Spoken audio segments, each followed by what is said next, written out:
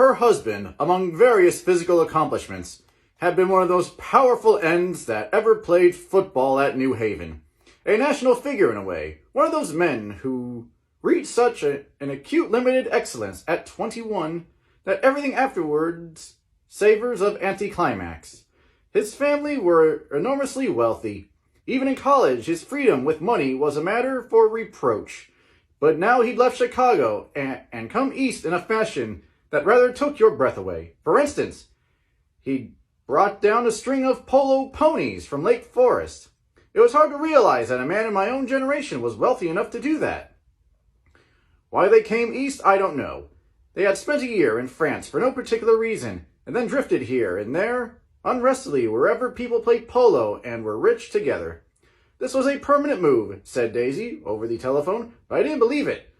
I had no sight into Daisy's heart, but I felt that Tom would drift on forever seeking, a little wistfully, for the dramatic turbulence of some irrecoverable football game.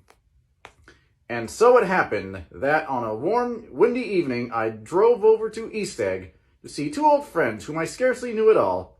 Their house was even more elaborate than I had expected, a cheerful red and white Georgian colonial mansion overlooking the bay. The lawn started at the beach and ran toward the front door for a quarter of a mile, jumping over sundials and brick walks and burning gardens. Finally, when it reached the house, drifting up on the side in bright vines as though from the momentum of its run, the front was broken by a line of French windows, glowing now with reflected gold and wide open to the warmly windy afternoon. And Tom Buchanan, in riding clothes, was standing with his legs apart on the front porch.